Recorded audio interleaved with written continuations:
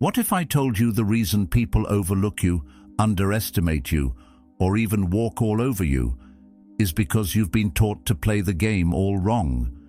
You've been told to be nice, to be transparent, to put yourself out there. But in reality, those same habits quietly burn away your influence and tear down your defenses. The Stoics warned about this centuries ago. Stop chasing approval and start building the kind of power that doesn't need permission. Today, we're going to strip away the illusions, face the uncomfortable truth about why you give away your power, and uncover the timeless strategies to reclaim it without ever raising your voice. If you're ready to stop living on other people's terms and start shaping your life with discipline, wisdom, and unshakable presence, consider subscribing. As a promise to yourself that from this moment on, you'll choose growth over comfort, truth over illusion, and mastery over mediocrity. Rule 1. Let them underestimate you.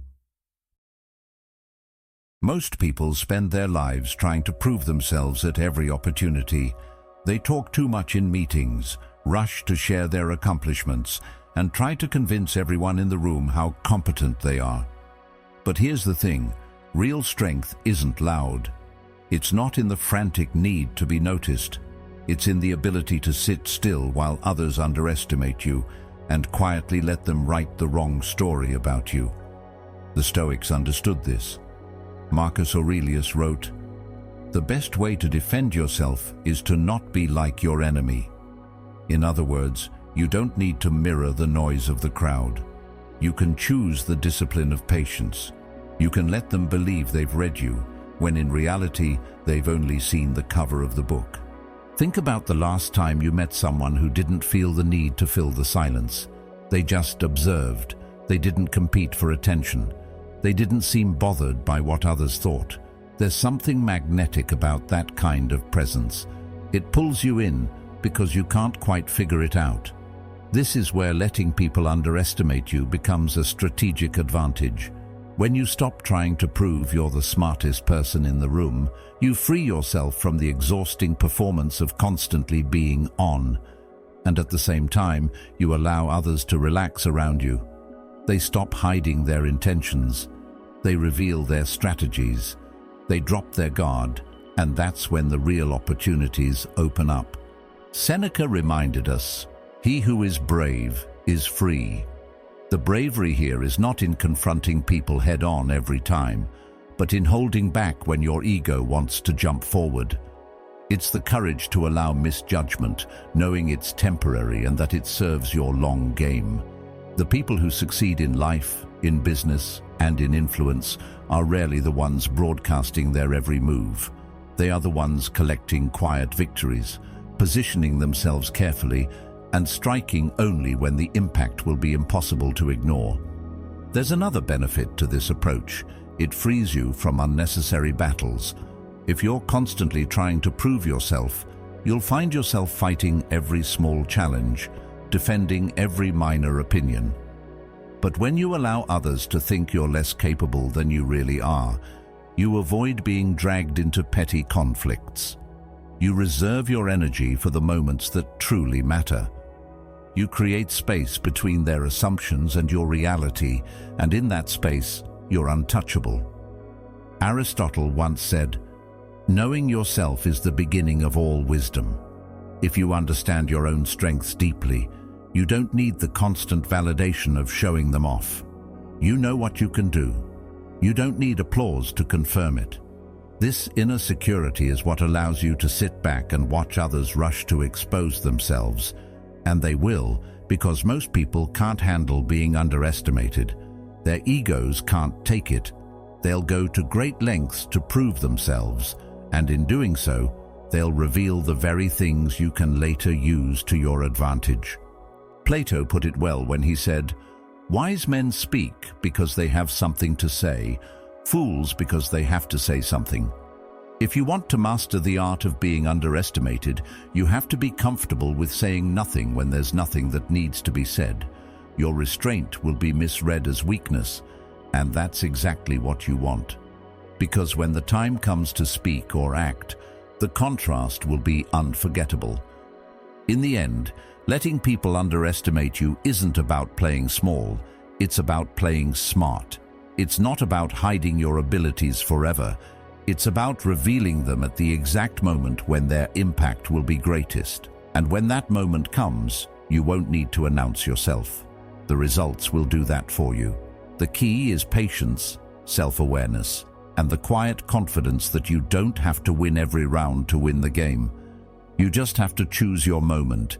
If you can master that, if you can let go of the need to prove yourself constantly, you'll find that the world becomes easier to navigate.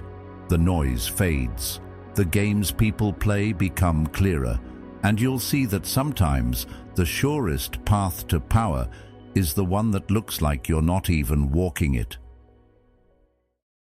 Rule 2. Charm beats truth. Have you ever noticed that the person who gets promoted, wins people over, or closes the deal isn't always the one with the best skills or the most facts? More often than not, it's the one who makes people feel something positive in their presence. They don't win because they told the absolute truth in every situation. They win because they became someone others wanted to be around. Facts might change a mind, but feelings change behavior. And when people feel good around you, they'll naturally open doors you could never push open by force. The Stoics understood the value of influence, though they warned not to use it carelessly. Marcus Aurelius wrote, "The soul becomes dyed with the color of its thoughts." If your thoughts are grounded in calmness, kindness, and goodwill, those qualities will quietly spill over into the way you speak, the way you move, and the way people experience you. You don't need to stand on a stage and declare your intentions. Your presence will already communicate them. Charm isn't about being fake. It's not about flattery for the sake of flattery or pretending to agree when you don't. True charm is simply the skill of making people feel seen, respected, and understood. Carl Jung once said, "The meeting of two personalities is like the contact of two chemical substances. If there is any reaction, both are transformed." When you interact with someone in a way that genuinely makes them feel valued, you create a reaction that lingers long after the conversation ends. That reaction can be more powerful than any argument or logical case you could present. But here's where the power of charm becomes truly strategic. When people believe you're good, their guard drops. They stop scanning your every word for hidden motives. They stop assuming you're out to outsmart them. And in that space of lowered defenses, you gain the ability to guide the interaction where it needs to go, not through manipulation, but through the natural trust you've built. This is where the Stoic principle of self-control comes in. Epictetus taught that it's not what happens to you, but how you react to it that matters. When you can keep your tone calm and your demeanor warm, even under pressure, you demonstrate the kind of inner discipline that makes others lean toward you instead of away from you. Think of the times you've been in a heated discussion. If one person stays calm, listens attentively, and even smiles when tensions rise, it changes the entire mood. The other person might still disagree with them, but they'll respect their composure. Over time, that respect becomes influence. And influence built on warmth tends to last longer than influence built on fear. People are persuaded less by pure reason and more by the way you make them feel in the moment. That's why charm can often outperform the truth. It's not that truth doesn't matter, it does, but truth delivered without emotional intelligence can feel cold, even hostile. Truth wrapped in empathy, however, is received with an open mind. In practical terms, developing this kind of charm means shifting your focus away from "what do I need to say?" to "how do I want them to feel?" Do you want them to feel heard, respected, encouraged? Even in disagreement, you can aim for them to feel safe expressing themselves. The more people feel safe with you, the more they'll listen when you speak. The Stoics were clear that charm must be anchored in integrity. Without it, it turns into manipulation. But with it, charm becomes a tool for harmony, collaboration, and even leadership. Seneca wrote, "Wherever there is a human being, there is an opportunity for kindness." That's the essence of authentic charm. Not charm as a mask, but charm as a reflection of a disciplined and intentional inner state. Here's the paradox. When you stop trying so hard to prove that you're good and simply act in ways that feel good to others, they decide for themselves that you are good. And once they've decided that, they'll trust your guidance almost instinctively. They'll follow your lead, not because you forced them to, but because they want to. In the end, charm beats truth, not because charm is more important, but because charm opens the door for truth to actually be heard. Without the first, the second often falls on deaf ears.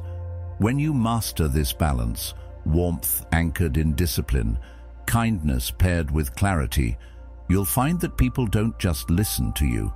They invite you in, they seek your opinion, and they make space for your influence in ways you could never demand. And that is a form of power no amount of blunt honesty can match. Rule 3. Be a mystery on purpose. Have you ever met someone you just couldn't figure out? They didn't fit neatly into any box. One moment they were open and expressive, the next they were distant and unreadable. And instead of losing interest, you found yourself thinking about them even more. That's the quiet power of mystery. It pulls attention without asking for it. People are naturally drawn to what they can't fully understand. Carl. When you keep parts of yourself hidden, you allow that transformation to happen slowly, giving the other person just enough to react to, never the whole story. The Stoics valued moderation in all things, including how much of yourself you reveal. If you constantly share every thought, every feeling, and every plan, you give away the very color of your soul before someone has earned the right to see it. Mystery is not about deception. It's about discernment. It's choosing what to reveal and when, based on wisdom, not impulse. In a world where oversharing has become the norm, a touch of unpredictability is magnetic. When you're always the same, always available, always predictable, people stop paying attention. They think they've already figured you out, so their curiosity fades. But when you shift your rhythm, sometimes engaging deeply, other times holding back, you spark questions. Why did they say it that way? What are they thinking right now? That mental loop keeps you on their mind long after you've left the conversation. Being a mystery on purpose starts with knowing yourself well enough to control your own patterns. This isn't about playing games, it's about self-command. You decide when to step forward and when to step back, when to speak and when to let silence hang in the air. In doing so, you become less of an open book and more of a story they can't stop trying to read. From a psychological standpoint, mystery works because the human mind craves closure. When someone doesn't give you all the answers, your brain tries to fill the gaps. It replays conversations, searches for meaning, and assigns significance to even small details. That's why silence can sometimes speak louder than words. The Stoic philosopher Epictetus advised, "Be silent for the most part, or say only what is necessary." Silence invites interpretation. Interpretation fuels curiosity, and curiosity keeps you relevant in the minds of others without you having to fight for attention. Think about the most compelling leaders, artists, or thinkers you admire. Rarely are they the ones constantly explaining themselves. More often, they leave space for others to wonder. They're selective in their appearances, deliberate in their words, and intentional with their presence. That's not by accident, it's strategy. They understand that mystery creates gravity, and gravity pulls people in. Being mysterious doesn't mean you should be inconsistent in your values or unreliable in your commitments. Stoicism teaches the importance of integrity. Your moral compass should remain steady. What changes is your expression. Sometimes you give the world a glimpse of your boldness. Other times, you let them sit with your quiet. It's the rhythm between the two that makes people pay attention. Seneca once wrote, "It is a rough road that leads to the heights of greatness. Part of that road is learning restraint, resisting the urge to make yourself entirely knowable to everyone you meet.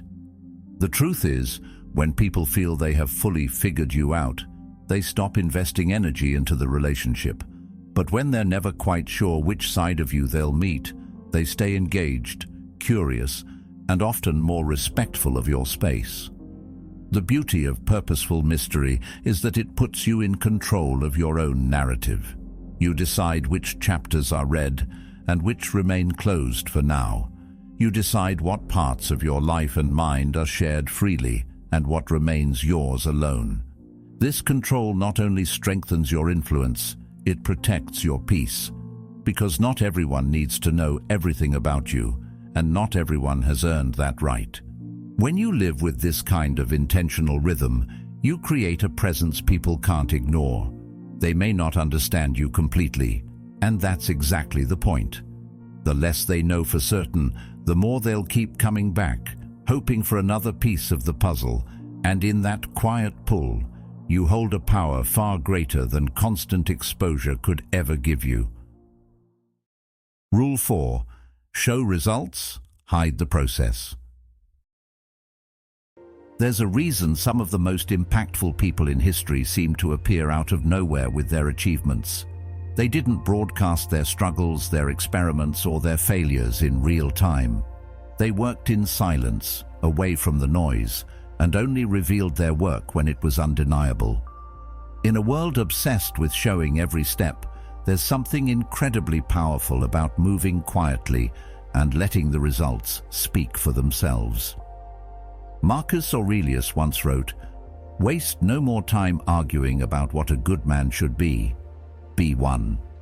The same principle applies here. Stop talking about what you're building and start becoming the person who simply delivers. When you expose the process too early, you invite opinions, doubts, and even sabotage. People start forming expectations before you're ready. Some may even try to outpace you, copy you, or subtly undermine you. Carl Jung observed, "The privilege of a lifetime is to become who you truly are." Becoming that person is a deeply personal journey, and it doesn't always belong in public view. Protecting your process is not secrecy out of fear. It's clarity about what deserves to grow without interference. The Stoics often spoke about control, and Epictetus taught, "First say to yourself what you would be, and then do what you have to do." Notice he didn't say, "Tell the world first."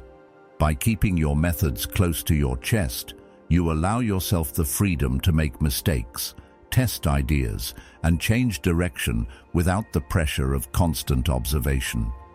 The fewer eyes on your work while it's still forming, the more room you have to adjust it into something truly remarkable. Think of it like planting a seed. You don't dig it up every day to show people how it's growing. You let the roots form in darkness. You water it, you nurture it, and only when it breaks through the surface does the world get to see the life you've been cultivating.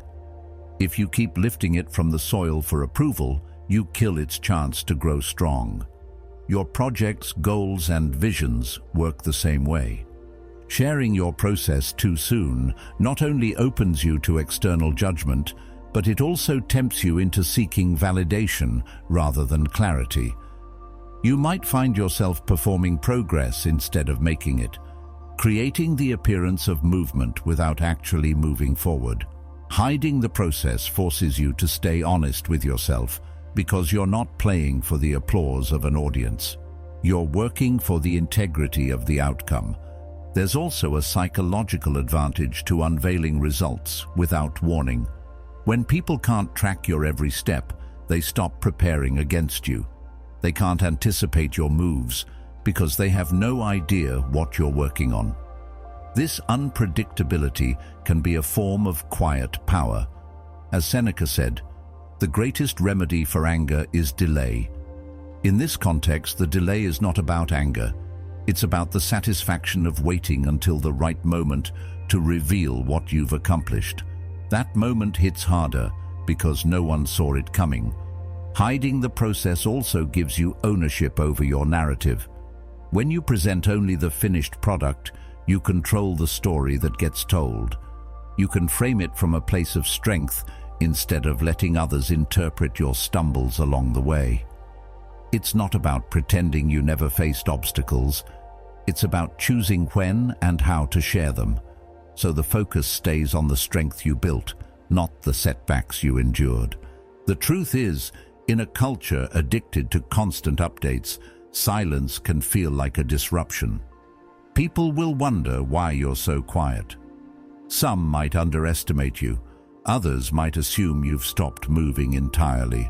And that's fine. Let them think that. Because while they're busy guessing, you're busy building.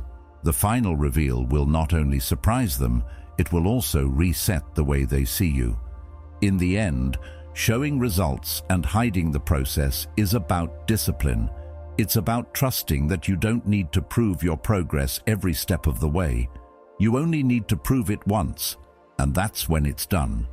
Until then, guard your work like a craftsman guards his tools, not out of fear of theft, but out of respect for the craft itself. Rule 5. Perfect isn't memorable, flaws are. Have you ever met someone who seemed flawless, perfectly dressed, perfectly spoken, never making a mistake? Impressive at first, sure. But after a while, that perfection starts to feel distant, untouchable, and in time, forgettable. Perfection doesn't give people anything to connect to. What they remember, what sticks with them, are the moments where you let the mask slip, just enough for them to see the person behind the image.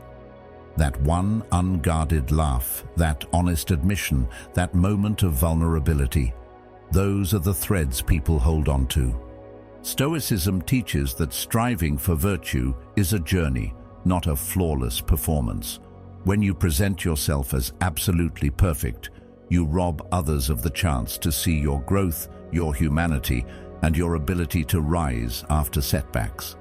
And in a strange way, you make it harder for people to trust you, because perfection often feels like a wall, not a bridge. Carl Jung once said, "The most terrifying thing is to accept oneself completely." Accepting yourself means embracing the truth that you are both strong and flawed, capable and imperfect.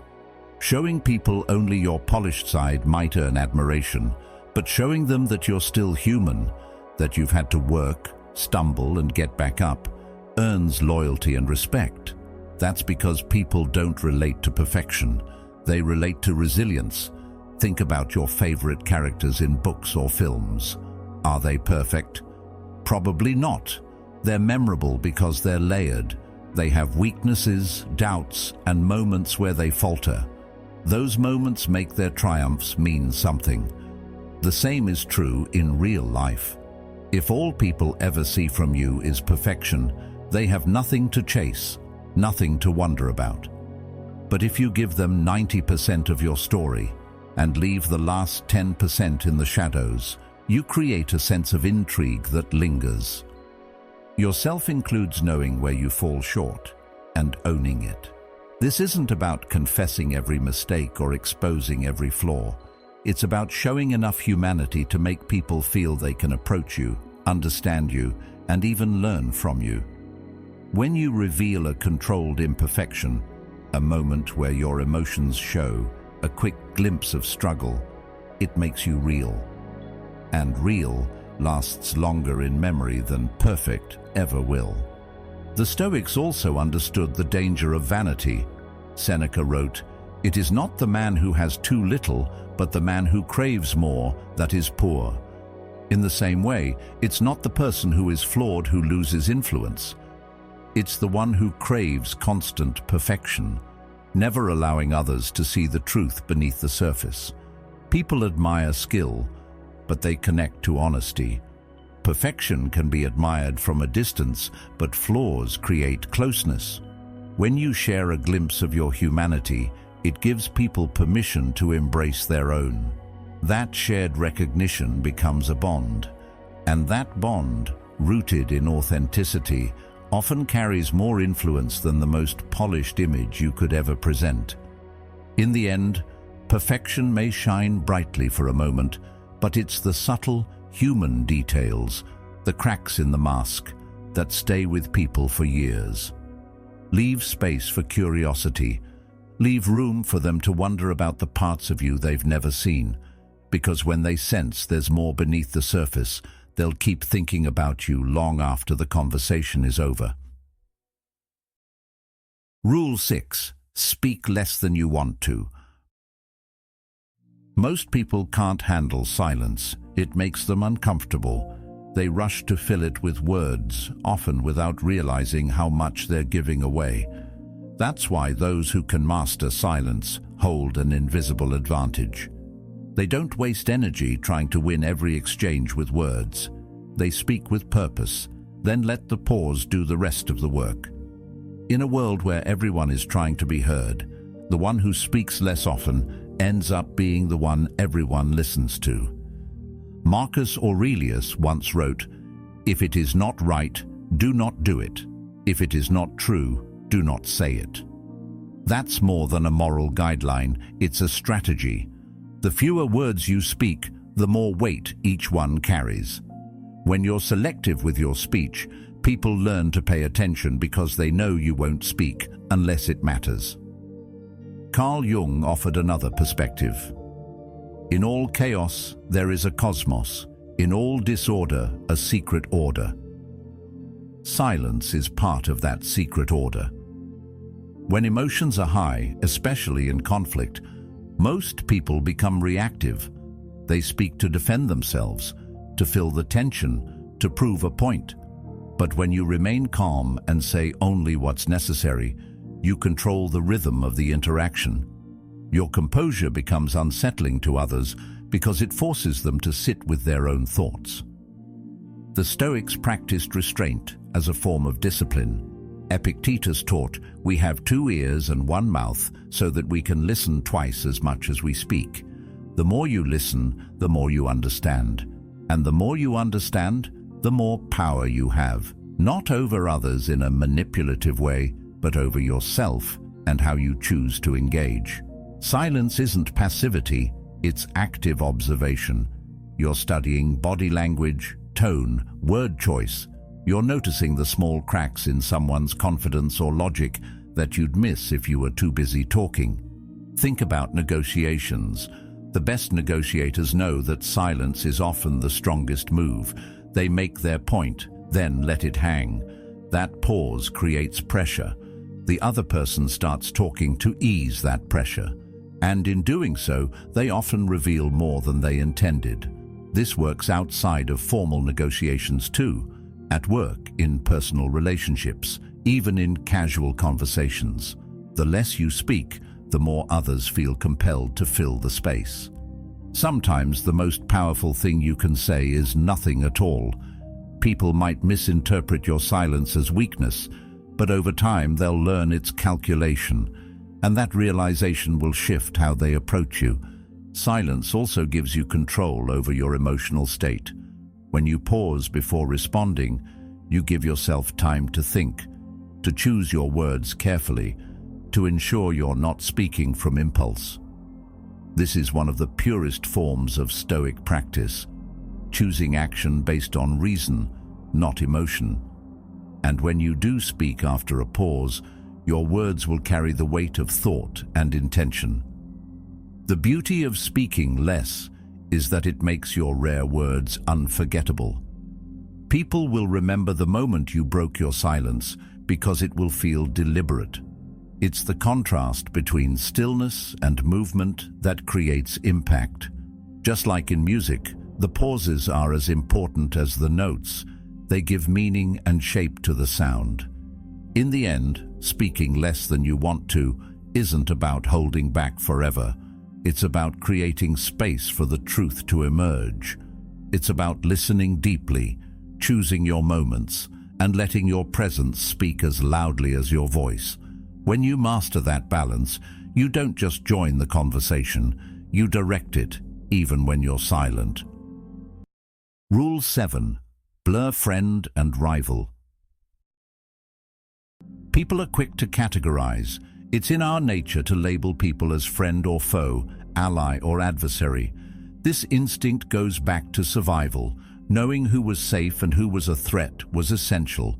But in the modern world, those labels can be used against you.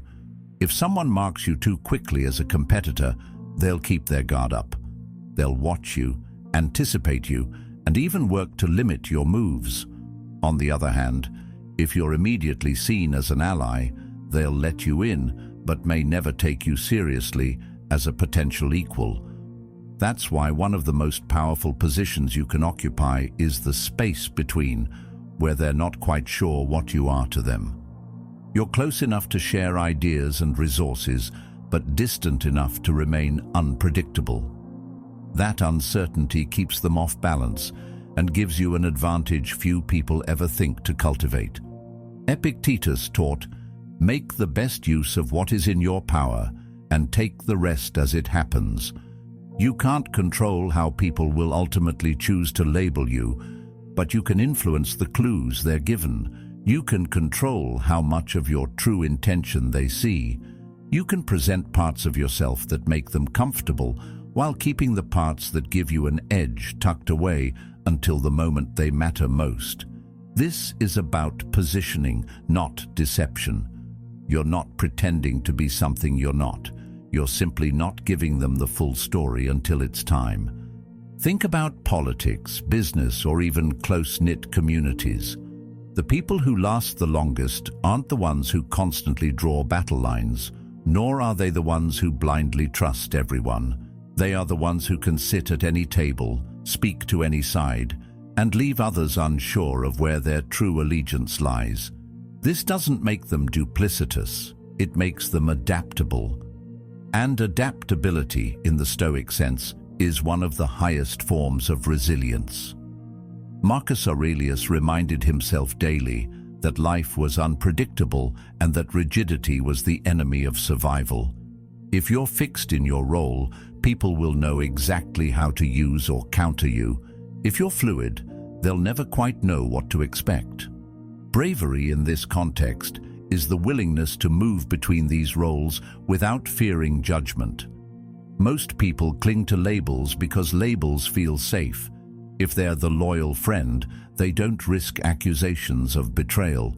If they're the fierce competitor, they don't risk being underestimated. But both labels are prisons. They trap you in predictable behavior. When you blur the line, you give yourself the freedom to respond to each situation as it is, not as people expect it to be. And in that freedom, you find space to operate strategically without unnecessary resistance. Let's bring this into a practical example. Imagine you're in a corporate environment, and there's someone in your department who's clearly ambitious. They're watching you, measuring your progress against theirs. If you position yourself as their open rival, they'll compete aggressively. They'll cut off information, form alliances against you, and block your moves. But if you position yourself as a helpful colleague, complementing their work, supporting their ideas, they'll relax. They'll open doors. They may even share information freely. All the while, you're observing, learning their strategies, and preparing your own moves.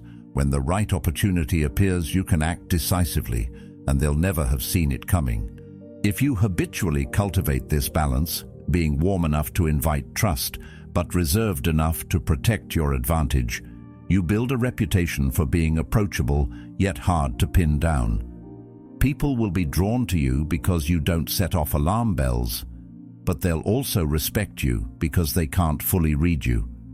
And when they can't read you, they can't predict you.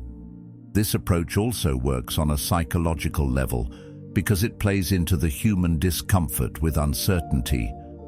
People want to know where you stand. If they can't figure it out, they keep paying attention.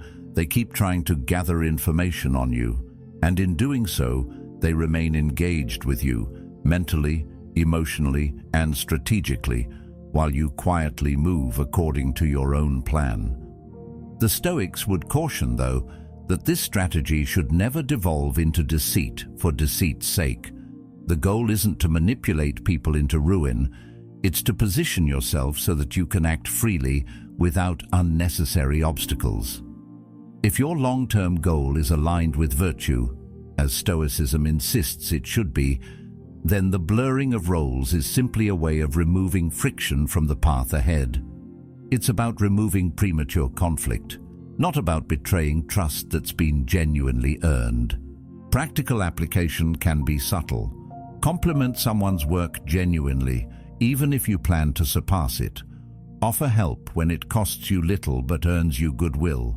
Be willing to sit quietly in a meeting, letting others think you're on board with their direction, while you quietly prepare an alternative plan. Sometimes you may even agree with a rival publicly, not because you've abandoned your position, but because you know it's not yet the right moment to reveal your stance. Timing is as important as perception here. Seneca put it simply, luck is what happens when preparation meets opportunity. Blurring the line is a form of preparation. You're ensuring that opportunities aren't closed off to you before they even appear. You're staying in the game, close enough to watch the board, but not so obvious that you become the next target. And when that opportunity comes, you're ready to act. Not because you fought your way through a barricade, but because you walked through a door no one thought to lock. In the end, to blur the line between friend and rival is to choose the space of greatest mobility. It's the middle ground where you can observe, adapt, and decide on your own terms. It's not about playing both sides. It's about refusing to be forced into a single role that limits your freedom. It's a skill that requires restraint, self-awareness, and patience, but it pays off in ways open confrontation rarely does. And the ultimate sign you've mastered it. They'll speak well of you in one room while wondering about you in another. And all the while you'll be exactly where you want to be, moving freely while they're still trying to figure you out. Rule 8. Make them comfortable before you move.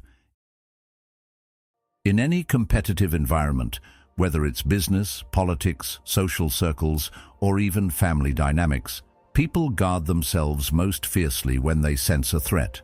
If they think you're coming for their position, their influence, or their advantage, they'll watch you like a hawk. They'll close doors before you can walk through them. They'll prepare defenses before you've even made a move. But human nature also works the other way. When people believe you're not a danger to them, their vigilance fades.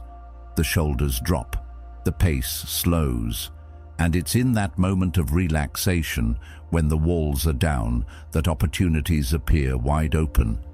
The wisest strategy isn't always to push aggressively for what you want.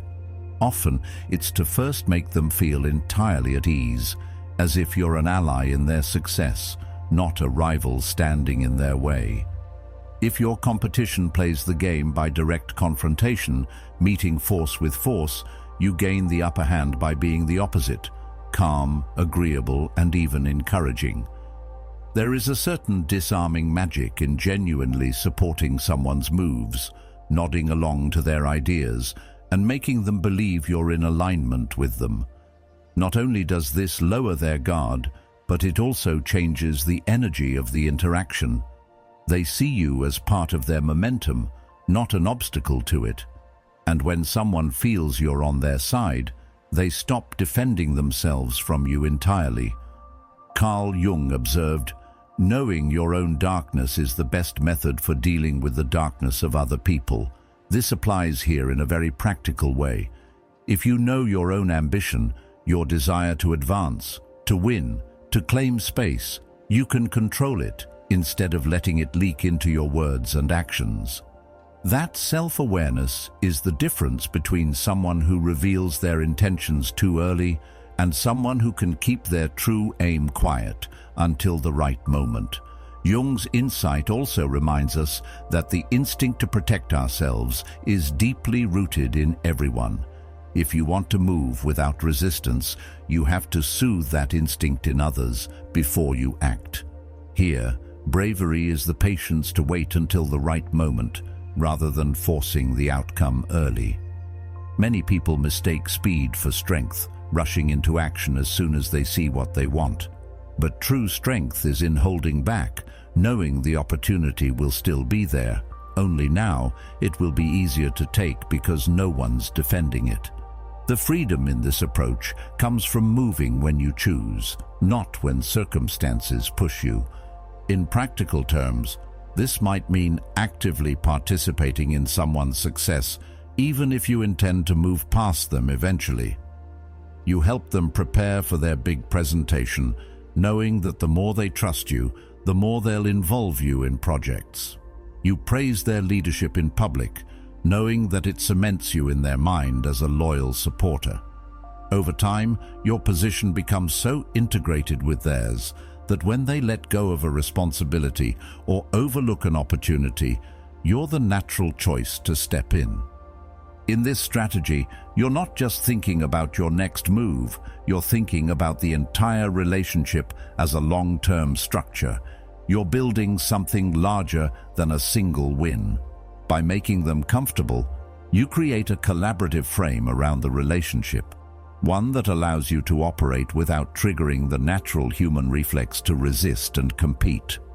This doesn't mean you pretend to be something you're not. It means you manage what you reveal and when you reveal it. You don't have to lie about your goals. You simply don't broadcast them before the time is right. You keep your conversations focused on their priorities, their successes, their needs.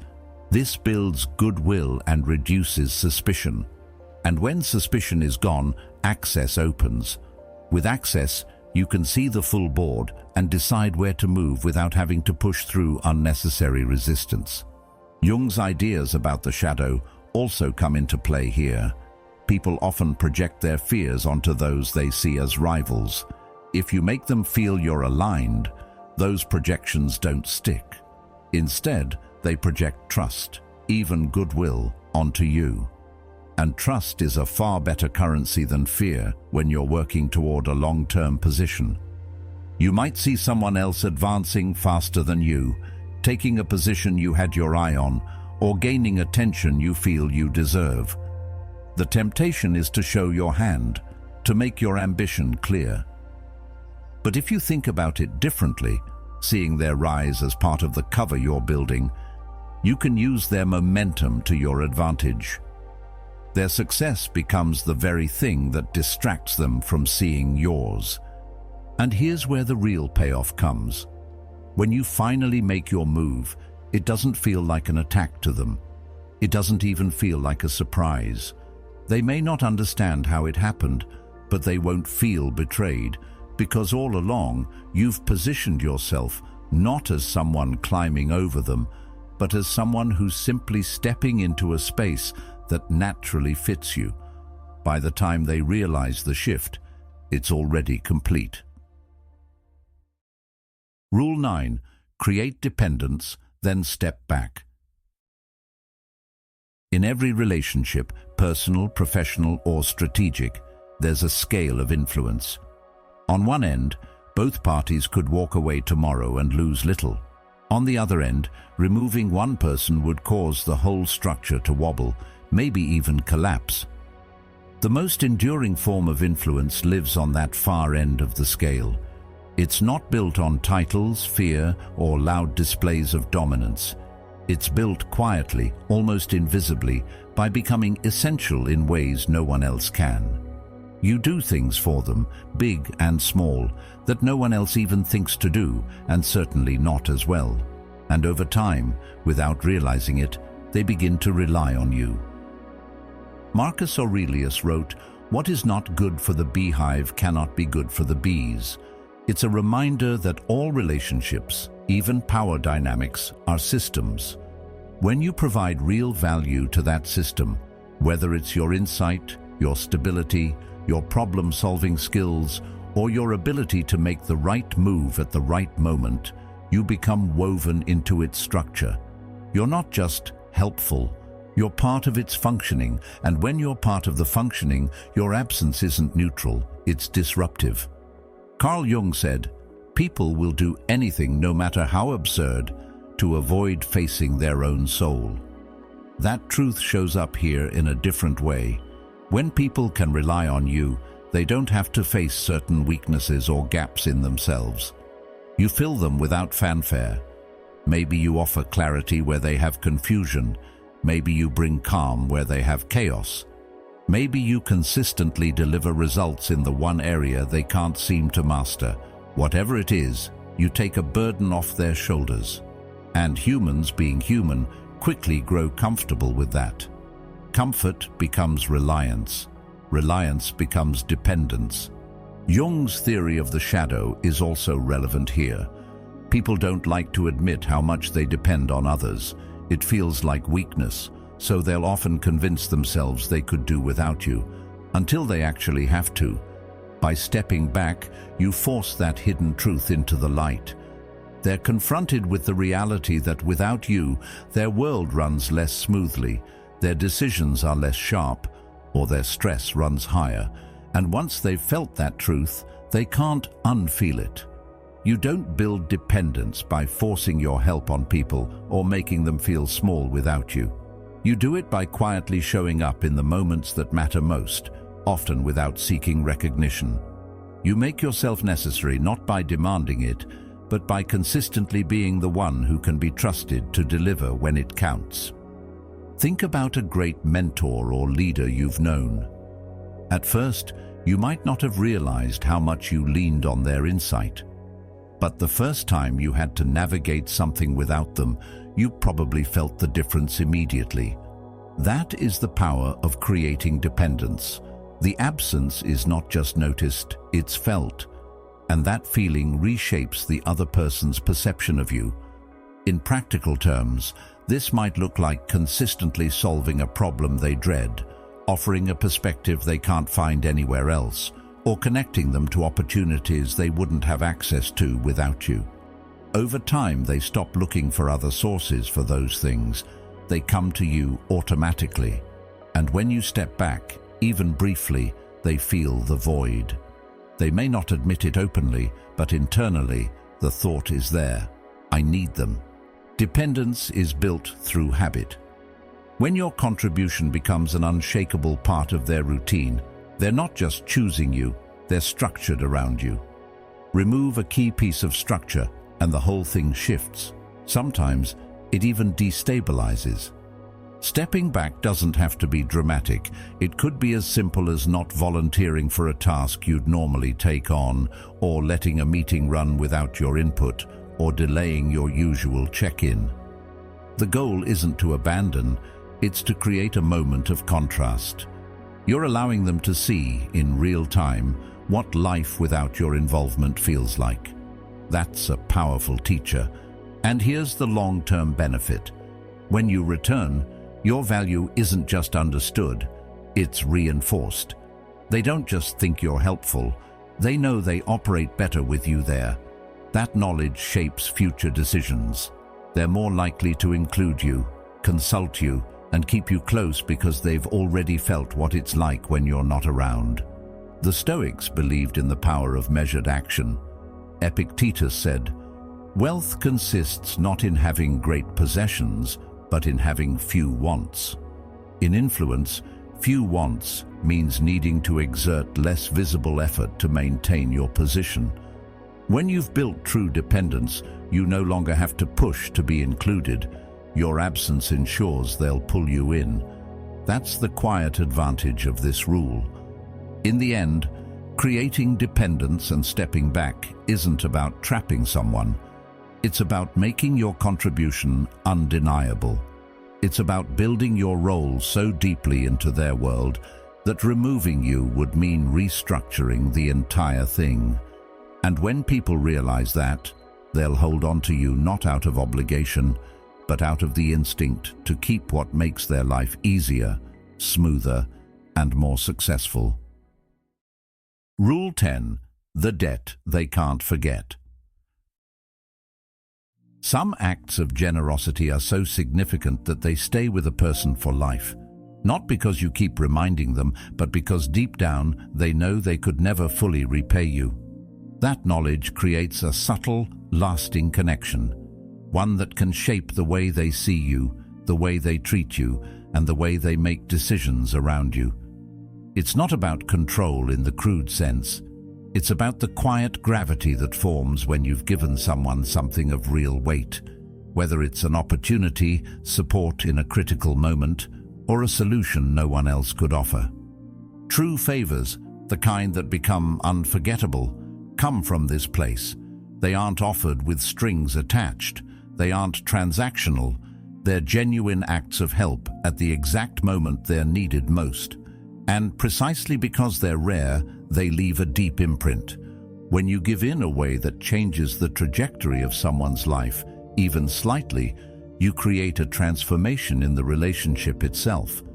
They don't just remember what you did, they remember who you became in that moment. And whether they realize it or not, they begin to measure their actions against that moment.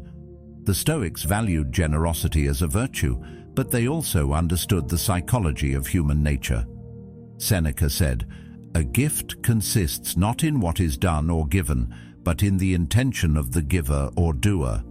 A sincere favor, offered without visible expectation, creates something more powerful than gratitude. It creates a lingering sense of responsibility. The other person knows they've been given something valuable, and while you might never bring it up, they'll feel the quiet weight of it in their interactions with you. Think of it like planting a seed that grows in the mind of the receiver. You don't tend to it every day, you don't hover over it, but it's there, rooted. Over time, it shapes their perception. They may not say it out loud, but when decisions are made, when loyalties are tested, that memory plays its part. They'll hesitate before acting against you. They'll lean toward supporting you, even when they don't fully understand why. And here's the key: you never demand repayment. You don't have to. By leaving the debt unspoken, you allow it to live naturally in their conscience. The discomfort of knowing they can't repay you fully keeps the connection alive far longer than a direct obligation ever could. In a way, it's the lack of closure that gives it its staying power. In the end, the debt they can't forget isn't about keeping someone tied to you in chains.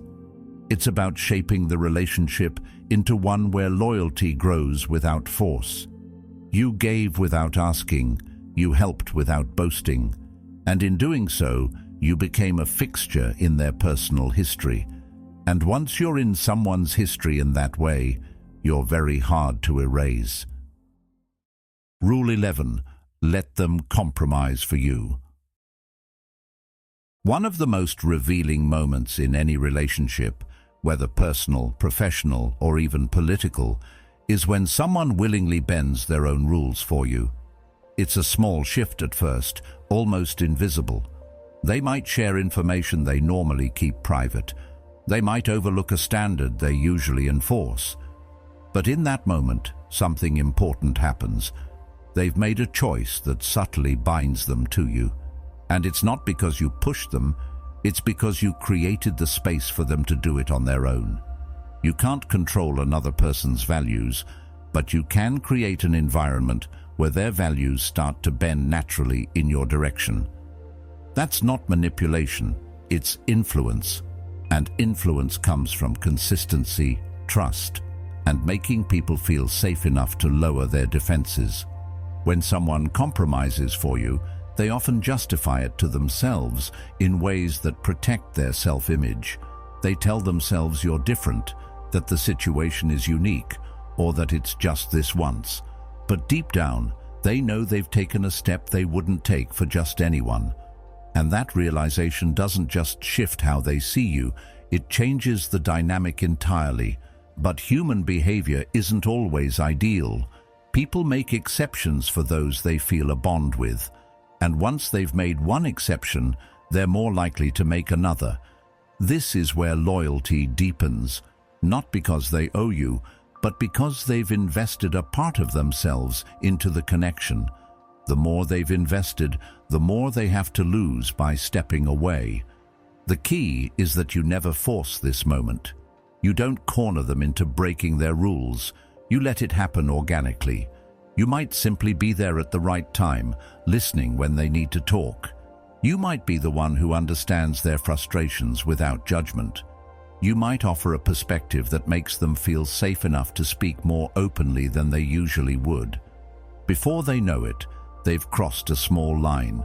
And in doing so, they've created a shared secret, a mutual understanding that sets your relationship apart from the rest. Seneca said, "One of the most beautiful qualities of true friendship is to understand and to be understood." Understanding someone so well that they feel comfortable bending their own norms for you is a form of closeness. But it also has a lasting psychological effect. People are wired to protect the things they've invested in. If they've compromised for you once, protecting you becomes a way of protecting their own choice. Over time, this creates a bond that's far more resilient than one built only on words or promises. They're not just loyal because they like you. They're loyal because they've already acted on your behalf in ways that set you apart. And that kind of loyalty is hard to shake, because to turn on you would be to admit that they compromised for nothing. In the end, letting people compromise for you isn't about making them weaker. It's about allowing them to connect with you in a way that's uniquely theirs. It's about being the person they feel drawn to support, even when it means bending their own rules. And once that line is crossed, they'll guard you as they guard themselves, because in their mind, the two have quietly become connected. Rule 12. Break groups from the inside. Strong groups rarely fall because of outside attacks. More often, they crumble from within. History, philosophy, and even everyday life show this over and over. Unity is powerful, but it's also fragile when trust begins to crack. You don't have to break down the walls if you can loosen the bricks one by one. And the easiest way to loosen them is not with confrontation, but with subtlety. Marcus Aurelius once said, "The impediment to action advances action. What stands in the way becomes the way." If a group is the obstacle between you and your goal, you don't always need to go head-to-head with it. Instead, you can let the group's own structure, personalities, and hidden tensions do the work for you. All you have to do is create the smallest shift in perception, and human nature will take it from there. People often believe they fully understand their allies, their friends, their teammates. But those assumptions can be fragile. By introducing just a hint of doubt, something small enough to be dismissed, yet sticky enough to linger, you give their own minds the tools to question each other. And once the seed is planted, it doesn't take much for suspicion to grow. Epictetus taught, "Men are disturbed not by things, but by the view which they take of them." This is the essence of breaking alliances from the inside. You're not directly causing conflict. You're shaping how they see each other. Maybe it's a quiet remark. "I'm sure they didn't mean anything by it, but did you notice they didn't defend you in that meeting?" Or perhaps it's an observation left hanging in the air. "Funny how they're spending more time with that other group lately." You're not telling them what to think. You're simply inviting them to notice. And the human mind, once curious, will keep pulling on that thread. Seneca once said, "We are always complaining that our days are few and acting as though there will be no end of them." In the same way, people in close alliances often act as though their unity is permanent.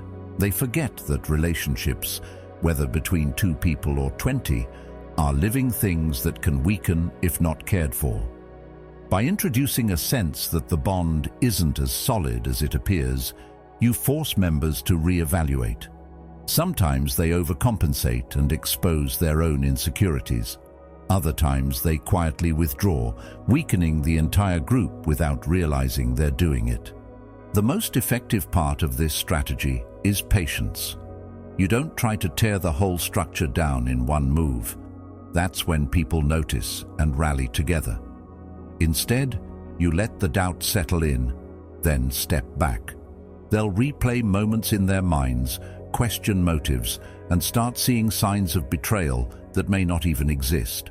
Eventually, the alliance is no longer united against you. They're too busy guarding themselves from each other. In the end, breaking a group from the inside is less about destruction and more about influence. You're not tearing down the walls. You're letting time, perception, and doubt do it for you. And by the time the dust settles, the alliance will have undone itself, leaving you to move forward without ever having swung a single blow. Rule 13. Reflect their doubts back at them. Everyone carries a private set of insecurities, small shadows that follow them no matter how confident they appear on the surface. For some, it's a quiet voice that says they're not good enough. For others, it's a lingering doubt about whether they belong where they are. These insecurities shape the way they speak, the choices they make, and even how they interpret the actions of others. Most people spend a lifetime hiding them, building layers of personality and performance to keep them out of sight. But here's the truth. Those insecurities are often the deepest point of connection you can have with someone. Not because you exploit them, but because you acknowledge them in a way that feels safe, subtle, and strangely comforting. Insecurity lives in that unconscious space. It drives behavior in ways the person themselves may not fully understand. By reflecting it back gently, you bring it into the light, not in a way that humiliates them, but in a way that says, "I understand this about you, and I still value you." It's a quiet mirror, one that lets them see themselves without feeling exposed. The real art is subtlety. You never want to hammer someone's insecurity into the spotlight. That breeds defensiveness. Instead, you weave it into a compliment, a gentle observation, or even a shared laugh. You might say, "You've got a way of surprising people who underestimate you," which validates both their capability and the truth that they often feel underestimated. They'll remember the praise, but they'll also feel the understanding underneath it. Jung's work on the shadow self reminds us that people resist facing the parts of themselves they dislike. They project strength, competence, and certainty as a way to keep those parts hidden. But when someone else notices without judgment, it can be oddly freeing. It can even lead them to open up further because they no longer feel the need to hide. That's when conversations deepen, trust strengthens, and alliances form in ways that feel unshakable. In professional settings, this can be an incredibly effective form of influence. When a leader acknowledges a team member's doubts in a supportive way, without pretending they don't exist, it creates loyalty. That person will work harder for the leader who understands their challenges and still believes in them. In personal relationships, it can transform the dynamic entirely. Instead of being a source of competition or judgment, you become the safe place they can return to, knowing they won't have to keep up the performance with you. This kind of influence is durable because it's tied to emotion, not transaction. People forget what you give them in material terms, but they don't forget how you made them feel about themselves. If you've helped someone feel seen and accepted in their imperfect humanity, that memory becomes part of the foundation of your relationship. And when people are deciding who to trust, who to follow, or who to protect, they turn toward those who've made them feel that way. The Stoics would caution, however, that this skill comes with responsibility. It must be grounded in virtue. Epictetus said, "It is the nature of the wise to resist pleasures, but the foolish to be a slave to them." The pleasure here is the temptation to use someone's insecurity against them. That path may yield short-term gain, but it destroys long-term trust. The wiser path is to use your understanding to strengthen bonds, not to weaken them. Over time, that integrity will magnify your influence because people will know your insight is paired with loyalty. Even in conflict, reflecting someone's doubts can shift the dynamic in your favor. If you acknowledge their perspective in a way that quietly touches on their insecurity, they're more likely to reconsider their position without feeling attacked.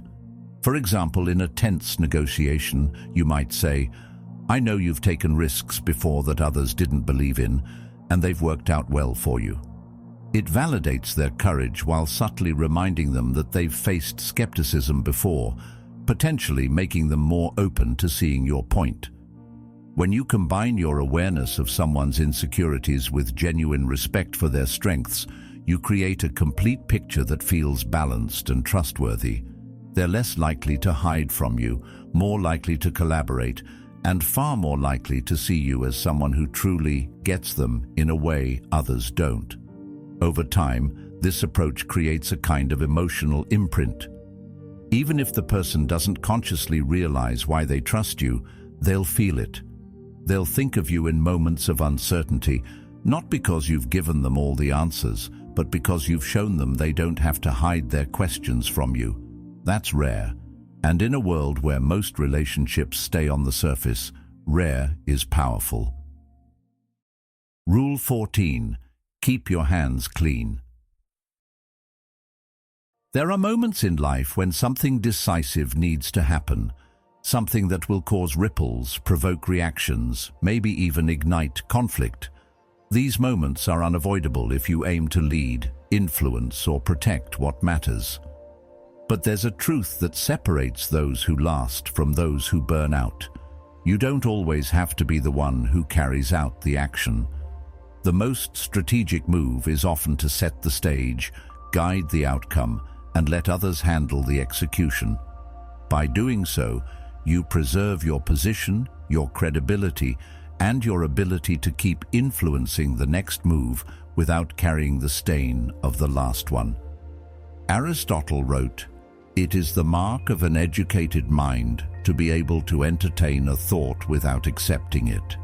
This is a reminder that you can be deeply involved in shaping an outcome without attaching your name to the act itself. You can think through every angle, anticipate the results, and design the steps, but allow someone else to be the visible agent. This isn't about avoiding responsibility for the sake of your image. It's about protecting your capacity to act again tomorrow. If you're constantly associated with the hardest cuts, the harshest measures, or the most unpopular changes, you'll quickly find doors closing in front of you. Plato observed, "A wise man will desire to be ever with him who is better than himself." That means surrounding yourself with capable people who can carry out what needs to be done without you having to step into the center of the storm. This is part of the architecture of influence, building a network of trusted actors whose skills and reputations can handle the immediate action, while your role remains that of the strategist, the one whose vision keeps everything aligned. When you are in the position to make difficult calls, you have to ask yourself not only what needs to be done, but also who should be seen doing it. Aristotle wrote, "The more you know, the more you realize you don't know." This humility applies to execution as well. There are situations where, even though you know what the right move is, you are not the best person to be the face of that move. Your involvement might inflame tensions, cause resistance, or create a perception that distracts from the result itself. Plato offered another layer to this when he said, "The measure of a man is what he does with power." Power is not just the ability to act, it's the wisdom to know when not to act directly. Sometimes the most powerful thing you can do is remain in the background, shaping the conditions so the result is inevitable, regardless of who carries it out. You become the architect, not the laborer, the composer, not the performer. The music still exists because of you, but others play the notes. Consider politics, business, or any hierarchical system. If you're the leader who personally swings the axe every time a cut must be made, you become the villain in every narrative. But if you're the leader who sets the vision, builds consensus, and lets the right hands carry out the hard work, you maintain your position as the steady guide rather than the executioner. This allows you to keep navigating the ship without having to fight mutinies at every turn. There's another dimension to keeping your hands clean: plausible deniability. Aristotle said, "He who has never learned to obey cannot be a good commander." This means understanding the chain of action from both ends, knowing when to follow the current and when to quietly direct it. When you guide without overtly controlling, others take ownership of the action. They believe they're acting from their own decision, even if you've helped shape the path to that choice. And because they own it, you don't carry the public cost of it. Keeping your hands clean does not mean avoiding responsibility altogether. It doesn't mean turning a blind eye to what must be done. It means being involved enough to ensure the right outcome, while removing yourself from the line of fire in a way that keeps your influence intact. Avoiding the hard moves entirely is cowardice. Directing them without unnecessary exposure is wisdom. Some people will see this as manipulation, but in truth, it's closer to stewardship. Aristotle said, "The roots of education are bitter, but the fruit is sweet." The education here is the discipline of restraint, learning to hold back your impulse to be visibly in control of every action. The sweet fruit is the longevity of your leadership and the preservation of your ability to act when the stakes are at their highest. Many leaders fear being seen as inactive. They think if they're not visibly acting, they're losing relevance. But the wise know that sometimes it's better to be the hand behind the curtain than the one holding the sword in public. Visibility is not the same as power. In fact, the more visible you are in every hard decision, the less room you have to maneuver later. Plato understood this dynamic well. The beginning is the most important part of the work. The beginning is where you set the plan, gather the right people, and create the conditions for success. Once that's in place, you can step back and let the structure you've built carry the action forward. By the time it reaches its conclusion, your role may not be obvious to outsiders, but your influence is embedded in every step. In the long run, this method allows you to operate with greater freedom. You avoid becoming the lightning rod for every controversy, and you preserve your relationships with multiple sides of an issue. Aristotle's teaching, "Wishing to be friends is quick work, but friendship is a slow ripening fruit," reminds us that relationships take time to build, but can be destroyed in a single, poorly handled conflict. Keeping your hands clean protects those slow-built connections from being sacrificed unnecessarily. Ultimately, Plato's question, "What is honored in a country will be cultivated there," speaks to the legacy you build. If your legacy is that of a reckless enforcer, you'll cultivate fear and resistance. If your legacy is that of a steady strategist who can guide outcomes without leaving unnecessary scars, you'll cultivate loyalty and respect, and that is a far more stable base for long-term influence. Keeping your hands clean doesn't mean never getting them dirty. It means being deliberate about when and how you do it.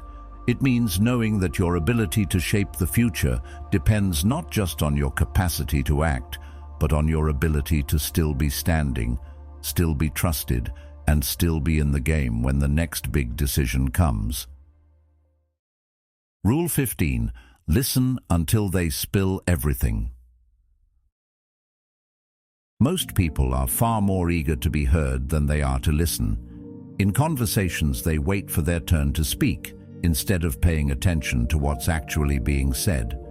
And because of that, the rare person who truly listens becomes magnetic. People can feel it when your attention is fully on them. It's disarming. It makes them open up, sometimes more than they planned to. In a world that rewards constant talking, the one who can remain silent becomes the one who learns the most. Marcus Aurelius once wrote, "If someone can prove me wrong and show me my mistake in any thought or action, I shall gladly change. I seek the truth, which never harmed anyone." That attitude, seeking truth rather than dominance, changes the way you engage in conversation. You're not waiting for an opportunity to show you're right. You're creating space for the other person to reveal what's true for them. That space, handled with patience, can yield insights no amount of forceful questioning ever could. When you give someone the floor without jumping in to correct them, you often learn not only about them, but about your own instincts, your urge to interrupt, to defend, to prove. By holding back, you develop discipline, and you also watch how their words naturally unfold. Given enough time, people will often tell you everything you need to know, sometimes even things they wish they had kept to themselves. When you resist the urge to fill silences, you hand the other person a subtle but powerful pressure, the need to keep talking. Most people are uncomfortable with long pauses. They rush to break the quiet, and in doing so, they often wander into truths they were trying to avoid. This works in every setting: negotiations, personal relationships, even casual conversations. A short, well-placed question followed by genuine silence can draw out far more than an hour of rapid-fire inquiries. Something as simple as, "What happened next?" or "How did that make you feel?" can open a door they didn't even realize they were walking through. Seneca said, "Most powerful is he who has himself in his own power." In conversation, that means controlling your impulse to speak. The more you stay in command of yourself, the more others reveal. It's not about manipulation, it's about patience. It's about giving someone enough room to trust you with their truth, even if they don't consciously intend to share it. Over time, being the person who listens deeply builds more than just knowledge. It builds influence. People begin to seek you out, not because you always give advice, but because they feel lighter after speaking to you. And ironically, the less you talk, the more weight your words carry when you finally do speak. In the end, listening until they spill everything isn't about tricking someone into confessing. It's about understanding the power of quiet presence. The less you rush to fill the silence, the more the truth will rise to fill it for you. And in that truth lies the kind of understanding that gives you an edge in both connection and decision-making. Rule 16. Be predictable until it matters. People feel safest when they can predict you. They like knowing how you'll react, what you'll say, and where you stand. Predictability gives them comfort, but it also gives them control. If they can anticipate your every move, they can shape their actions around you. That's why the wisest approach is to be steady most of the time, but to keep one card hidden, something they can't account for. When the stakes are high, that's when you break the rhythm, and the shift catches them off guard. Being consistent in your behavior is part of that strength. It builds trust, and it creates a baseline for how others interact with you. But true mastery comes when you know exactly when to disrupt that pattern, because in moments that matter most, predictability is a weakness, and unpredictability becomes a weapon. To others, breaking your pattern might look like chaos, but to you, it's part of a larger design. It's the intentional moment where you step outside your usual pace, voice, or approach to achieve maximum impact. It's the sudden silence when they expect a reaction, or the decisive move when they assume you'll hesitate. The Stoics valued steadiness, but they also understood the importance of timing. Epictetus taught, "First learn the meaning of what you say, and then speak." That's patience, but it's also strategy. It means holding to your normal rhythm until the exact moment when breaking it will serve you best. Just as a soldier waits for the right time to advance, You wait until the opportunity is most favorable to act in a way they didn't see coming. Consider how this works in relationships or negotiations. If you're always accommodating, they expect agreement. If you're always firm, they expect resistance. Either way, they prepare for your usual stance. But the moment you flip the script, agreeing when they're ready for a fight, or standing your ground when they're sure you'll yield, you force them into unfamiliar territory. They lose the comfort of their plan, and now they're reacting to you instead of controlling the exchange. The key is balance. Too much unpredictability and people stop trusting you. Too much consistency and they stop respecting your edge. The art lies in being dependable enough to build security, but surprising enough to keep them from ever feeling entirely safe in their assumptions about you. In the end, being predictable until it matters is about holding the power of surprise in reserve. You're not erratic, you're deliberate. You're calm water most of the time, but when the storm comes, you can shift the tides without warning. And that single, well-timed change in course can alter the outcome in ways constant motion never could. Rule 17. Make your presence felt in absence. Most people think power is something you exercise in the moment, when you're present, speaking, making decisions, directing others. And while that's one form of it, the most enduring influence doesn't depend on being in the room at all. The most powerful presence is the one that's still felt when you're not there. When people pause before acting because they can imagine what you'd say. When they measure their choices against your standards, even without your voice in their ear. When they adjust their behavior because the idea of you is still in the room. That's a kind of influence that travels with them, and it's far more valuable than the kind that disappears the moment you leave. Over time, if you consistently embody certain principles, your color begins to stain the people around you, not in the sense of controlling them, but in shaping the mental framework they use. You become part of their internal compass. They may not even realize it, but when they're weighing a decision, they're asking themselves, what would they do? That's presence in absence. You've embedded yourself into their decision-making process without needing to be physically there. Seneca wrote, "Associate with people who are likely to improve you." If you live in such a way that people associate you with improvement, clearer thinking, better discipline, more deliberate action, they will unconsciously hold on to your presence. Even in your absence, they will still consult you internally because they've linked your influence with their own progress. Leaving that kind of imprint requires consistency. You can't be unpredictable in your values one day and expect them to define you the next. People need to see your steadiness under pressure, your calm in conflict, your fairness in judgment. Over time, that steadiness becomes your signature, and signatures don't fade quickly. This principle also works in the realm of power and strategy.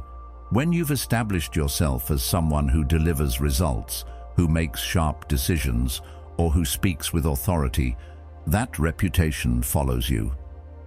Even if you're not in a meeting or discussion, people will still factor in what they think you'd say or do before making a move. In effect, you've extended yourself into spaces you're not physically in. That's reach without effort. Jung's work on archetypes can help explain why this works. Once people have assigned you a role in their mental world, mentor, strategist, moral compass, that role continues to operate even without your presence. You've become a symbolic figure in their thinking.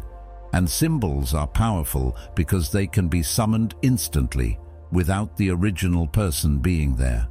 Excellence practiced as a habit leaves residue. It sticks to the people around you.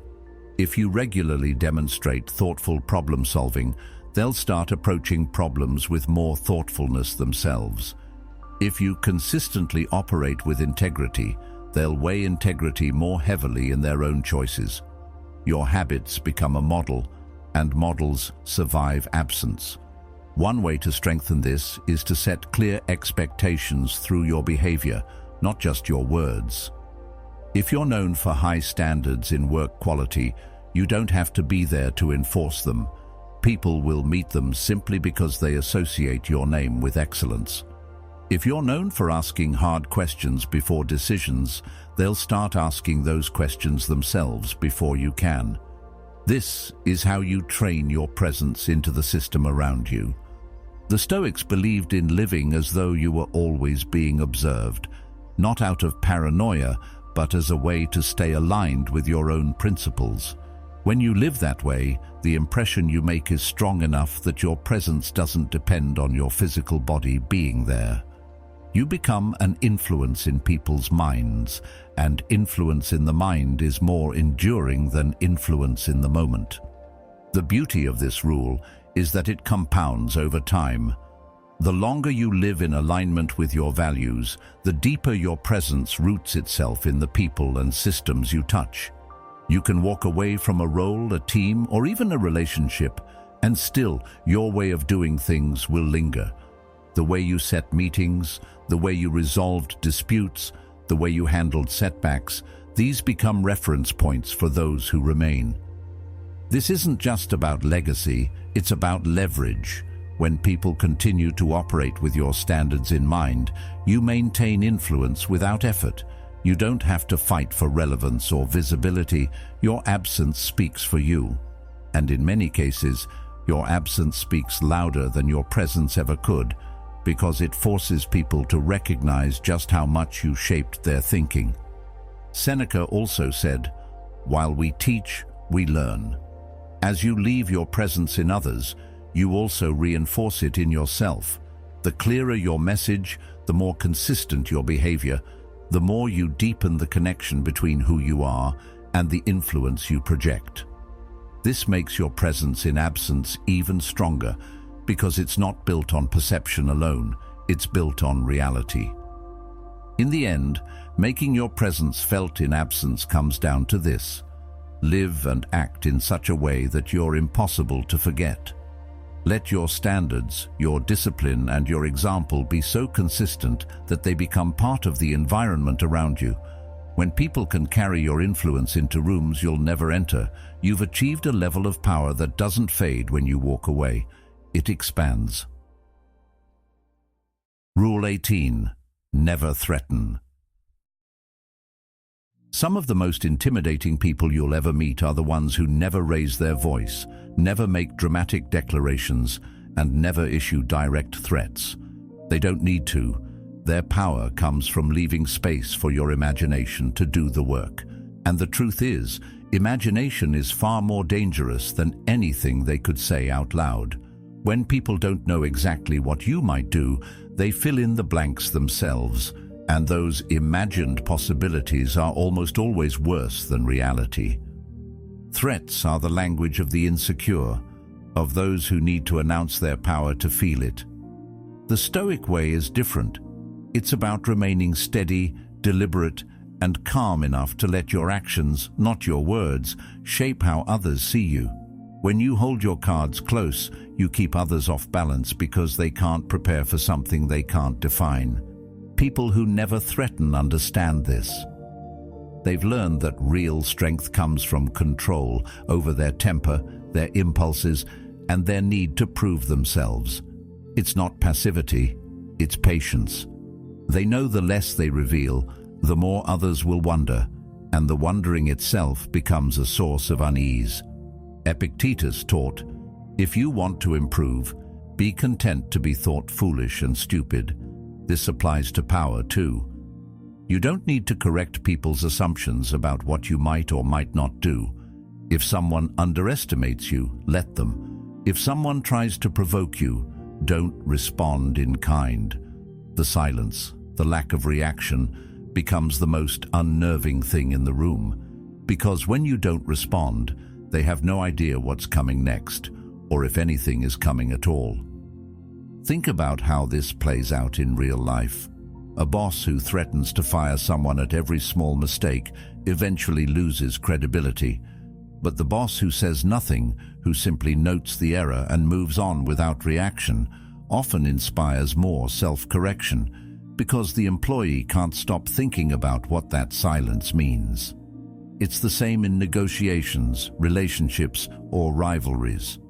The moment you openly state your intentions, you give the other person a chance to prepare their defense. But when you keep them guessing, they prepare for everything, and in doing so, they tire themselves out. Delay is the opposite of threat. It's a pause that lets the other person's mind run ahead of you. In that space, fear grows naturally without you forcing it. By the time you act, if you act at all, they've already built the narrative in their mind, and that narrative is often more powerful than any direct action you could have taken. The beauty of never threatening is that it frees you from unnecessary escalation. You don't draw attention to your next move. You don't commit yourself to a course of action that you might later regret. You simply hold your ground, let them speak, let them guess, and let them live with the uncertainty. That uncertainty keeps them cautious. It makes them hesitate, and in any form of competition or conflict, hesitation is where the advantage is won. In the end, unspoken power always outlasts loud declarations. A threat dies the moment it's made. But the fear of the unknown, that can live on for weeks, months, or even years. The goal isn't to frighten, it's to remain unreadable enough that others think twice before crossing you, without you ever having to say a single word. Rule 19. Delay your response. The first instinct when someone wrongs you is to react immediately, to defend yourself, to correct the insult, the betrayal, or the harm before it can spread. But quick reactions are rarely the most effective ones. They may satisfy your emotions in the moment, but they often come at the cost of strategy. The wiser path, though far more difficult, is to pause, to breathe, to wait until the right moment, when your response will not just be noticed but remembered. Your enemy might act on impulse. They might move from anger, from pride, or from fear. But you can choose patience. The Stoics understood that emotional control is the foundation of power. By delaying your response, you remove yourself from the emotional chaos of the moment and step into the clarity of calculation. This is the mindset of someone who waits. On the surface, it may feel like nothing is happening, but underneath, the order is forming. Waiting gives you the chance to see the whole picture, how others react, where the weaknesses emerge, and which opportunities reveal themselves naturally over time. By holding your reaction, you're doing more than keeping calm. You're actively shaping the battlefield. When someone believes they've gotten away with harming you, they lower their guard. They relax. They stop protecting themselves from the consequences of their actions. And it's in that moment, when they've convinced themselves they've won, that your response has the most impact. Think about the difference between a punch thrown in the heat of anger and a move made at the perfect time in a chess game. The first is impulsive and predictable. The second is deliberate, often decisive, and impossible to recover from once it's made. When you delay, you gain the ability to act like the chess player, not the street fighter. Often the situation will shift in ways that make your position stronger without you lifting a finger. Sometimes the person who wronged you will reveal more of their intentions or even trap themselves in their own mistakes. Other times, you'll see a far better way to respond than you could have imagined in the heat of the moment. The beauty of delaying your response is that it shifts the power dynamic. While they may have felt in control at first, the longer you stay silent, the more uncertainty creeps in. They start to wonder if you've forgotten, if you're planning something, or if their actions will come back to haunt them. That uncertainty is its own kind of pressure, and it works in your favor. When you finally act, the impact is multiplied. You're not reacting to their move anymore. You're making your own, on your own terms, with the benefit of time, perspective, and precision. And that's what makes it so devastating. Not because you sought to destroy them, but because you waited until the right moment to act in a way that could not be undone. In the end, delaying your response isn't about passivity, it's about strength. It's the ability to value timing over impulse, strategy over ego. The Stoics would say this is the difference between being ruled by emotion and ruling over it. And when you can rule over your own reactions, you can often shape the outcome of the entire situation. Rule 20. Become a system, not just a person. Some people make themselves valuable by what they can do in a moment. They're skilled, they're dependable, they can handle a crisis. But the moment they leave, their influence disappears with them. Then there are those who operate on an entirely different level. They don't just do the work, they design the way the work gets done. They don't just give advice, they shape the very way people think. Over time, their methods, their patterns, and their standards become so ingrained in the environment that removing them means breaking the structure itself. That's when you stop being helpful or talented and become something far more powerful. You become the system. Marcus Aurelius wrote, "What we do now echoes in eternity." Systems are echoes. They keep working long after the person who built them is gone. If your goal is lasting influence, the kind that remains even when you're not in the room, you can't rely on personality alone. Charisma fades when you're absent. Personal charm can't be replicated. But a process, a standard, or a framework, that's something others can't help but follow because it's built into the way things function. Becoming a system is not about branding yourself or making big promises. It's about action repeated so consistently that it becomes the norm. When you operate with such discipline that your way of doing things becomes the way of doing things, people unconsciously adopt your methods. They might not even realize they're following the structures you've built, but they are, and that's what makes your influence harder to remove. The Stoics understood this deeply. Epictetus taught, "Don't explain your philosophy, embody it." If you want to turn yourself into a system, you can't just tell people how things should be done. You have to model it until it's instinctive for those around you.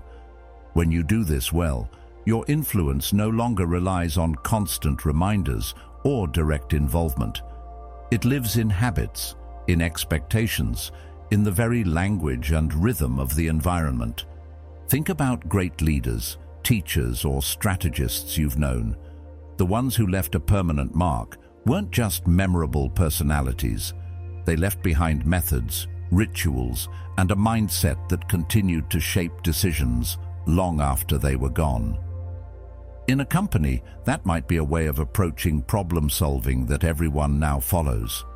In a family, it might be a set of principles about how to handle conflict or make decisions.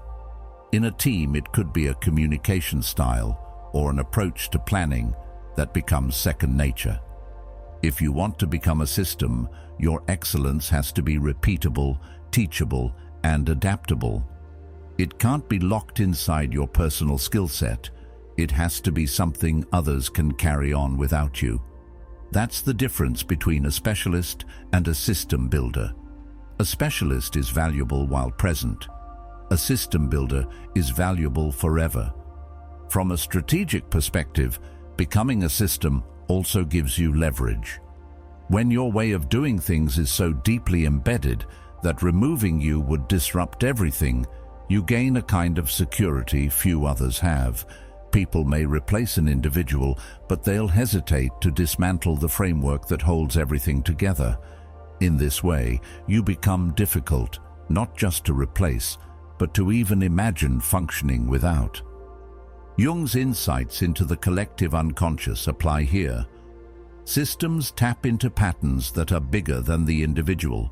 They create a shared mental model that others use to navigate reality. Once that model is established, it stops being yours in name, but remains yours in function. People stop thinking of it as your way and start thinking of it as the way. That's when you've succeeded in embedding yourself so completely that you've become invisible but indispensable. This approach works in every sphere. In business, a founder who becomes a system builds a company culture that operates smoothly without them. In politics, a leader who becomes a system leaves behind institutions, policies, or alliances that remain intact for decades. In personal life, a parent who becomes a system leaves values and traditions that shape their family's choices for generations. And here's the real power. Once you've become a system, you no longer have to push to maintain influence. The structure you've built carries you forward. Others will defend it, protect it, and sustain it because it has become their normal. In many cases, they'll fight to keep it in place even more fiercely than you would because it benefits them directly. Building yourself into a system can be slow, difficult work. It requires repetition, patience, and a willingness to think long-term. But once it's in place, the rewards are lasting. Your influence stops being a fleeting presence and becomes an enduring framework. And that framework is far harder to remove than any individual could ever be. In the end, becoming a system is about shifting from personal importance to structural importance. When you achieve that, you're no longer asking people to value you. You've made yourself the foundation of what they already value. And when someone is part of the foundation, removing them isn't just inconvenient, it risks bringing the whole thing down. That's a position of quiet, lasting power. Rule 21. Let your name work for you. True power is when you don't have to announce yourself. You don't have to constantly remind people of who you are, what you've done, or what you're capable of, because your name has already done that work for you. It arrives before you do. It changes the tone of conversations. It shapes expectations. Sometimes it even silences a room. And when your name carries weight, people handle it differently. They might avoid saying it casually. They might lower their voices when it comes up. Not because they've forgotten it, but because they understand that speaking it invokes something that carries consequences. Marcus Aurelius wrote, "Live a good life. If there are gods and they are just, they will not care how devout you have been, but will welcome you based on the virtues you have lived by." This isn't just about moral virtue. It's about the lived consistency of who you are. The weight your name carries comes from your actions, not your words. People remember the moments you showed strength when it was hard, the decisions you made under pressure, the way you treated others when you had nothing to gain. Over time, these moments form the story of your name. You can't talk your way into having a name that matters. You have to live your way into it. Every time you follow through on your word, every time you choose discipline over comfort, every time you deliver when it counts, you add another layer to your name's meaning. People begin to attach certain expectations to it, and those expectations, good or bad, spread far beyond your own voice. If you want your name to stand for something specific, excellence, integrity, precision, resilience, you must decide that privately, long before the public sees it. And once you've decided, you must live in a way that's so consistent that those qualities become inseparable from your name in the minds of others. When your name works for you, it does more than open doors. It changes the way people approach you entirely. They think twice before wasting your time.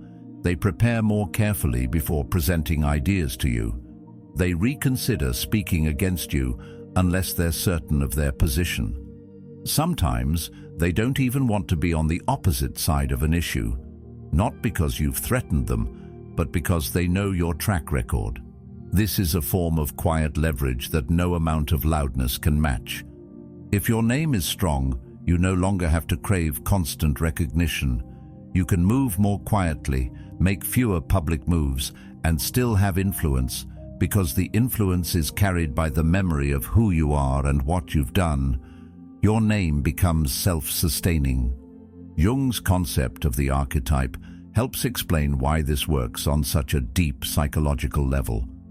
Once your name becomes symbolic in someone's mind, representing a certain quality, role, or authority, it stops being just a label and becomes a mental trigger. Mentioning your name brings up not just the thought of you, but the emotional associations and past experiences tied to you. This is why the most powerful names can inspire loyalty in some and fear in others. They have become more than a person. They are an idea. Building this kind of name takes time and patience. It requires consistency under all conditions, not just when it's easy. People watch what you do when no one is watching. They remember how you behave when you're losing just as much as when you're winning. They take note of how you treat those with less power than you. Every one of those moments is a brushstroke on the canvas of your name. And when you've painted enough of them in the same tone, the picture becomes impossible to mistake. When you reach this point, your presence becomes optional for influence. The mere mention of you can change the course of conversations. Opportunities can come your way without you seeking them out. And conflicts can be resolved in your favor without you lifting a finger, because the weight of your name alone can tip the scale.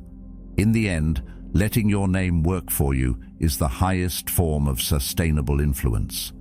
It's the point where you no longer have to push to be seen or heard, because your history does the speaking for you. It's where your name has moved beyond being something you own and has become something that owns a place in the minds, and sometimes the fears, of others. The Stoics would call this the natural result of living in alignment with your values over time. And once you have it, you'll realize you've built something far stronger than fame or popularity. You've built a legacy that moves even when you stand still. Power isn't just about what you do when the world is watching. It's about the quiet discipline, the unseen choices, and the lasting mark you leave on others. The Stoics knew this. True strength is built in silence, and it endures long after the moment has passed. If this spoke to you, there's another video on the screen right now that will take you even deeper into the art of living with clarity, resilience, and purpose. Watch it next and keep sharpening the mind that shapes your life. Thank you for being a part of Stoic Journal, where ancient wisdom becomes your daily advantage.